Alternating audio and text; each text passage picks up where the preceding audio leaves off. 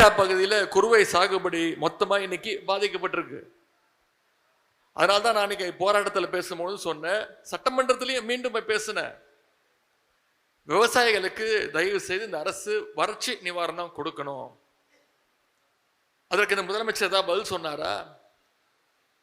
பதில் சொல்றேன்னு சொல்லி ஏற்கனவே சிறப்பு தொகுப்பு கொடுத்துட்டோம் அப்படின்னாரு. நான் சொன்னேன், தயவுசெய்து முதலமைச்சர் அவர்களே, சிறப்பு தொகுப்புக்கும் வறட்சி நிவாரணத்துக்கும் வித்தியாசம் இருக்கு, முதல்ல தெரிஞ்சுக்கிட்டு பேசுங்க அப்படின்னு அவையில சொன்னேன்.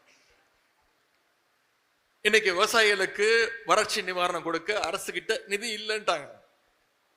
ஆனா என்ன பண்ணிருக்கிறாங்க,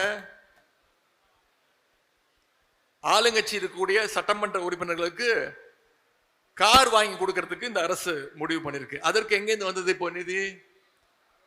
விவசாயிகளுக்கு தேர்தல் வாக்குறுதியில சொன்ன மாதிரி அவங்களுடைய கடன்களை எல்லாம் தள்ளுபடி செய்வதற்கு நிதி இல்லைன்னு சொல்லிட்டாரு முதலமைச்சர். ஆனா இன்னைக்கு ஆளுங்கட்சியில் இருக்கக்கூடிய சட்டமன்ற உறுப்பினர்களுக்கெல்லாம் கார் வாங்கி தரேன்னு இன்னைக்கு முதலமைச்சர் ஒரு அறிவிப்பு வெளியிடுறார். நம்முடைய தலைவர் தெளிவா சொல்லிட்டாரு, நான் இங்க சபையிலே பதிவு செஞ்சிருக்கிறேன், திராவிட முன்னேற்ற கழக சட்டமன்ற உறுப்பினர்கள் எங்களுக்கு யாருக்கும் கார் தேவையில்லை, இந்த அரசு கொடுக்கக்கூடிய அந்த வாகனம் தேவையில்லை, முதல்ல நீங்க விவசாயிகளுடைய பிரச்சனையை தீர்த்து வைங்க அப்படின்னு சபையில சொல்லிட்டேன். அதுக்கும் சண்டைக்கு வராங்க. அது எப்படி நீங்க வேண்டான்னு சொல்லலாம்?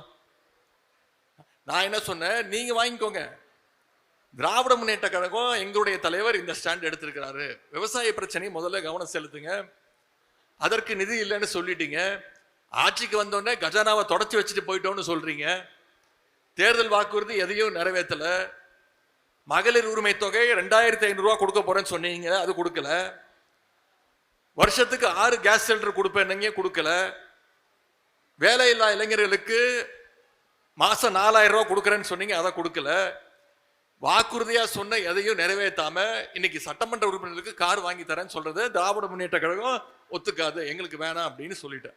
செய்திகளை உடனுக்குடன் தெரிந்து கொள்ள கீழ்கண்ட கேபிள் மற்றும் டிடிஹெச் நெட்வொர்க்குகளில் எம்நாடு செய்தி தொலைக்காட்சியை காணுங்கள்.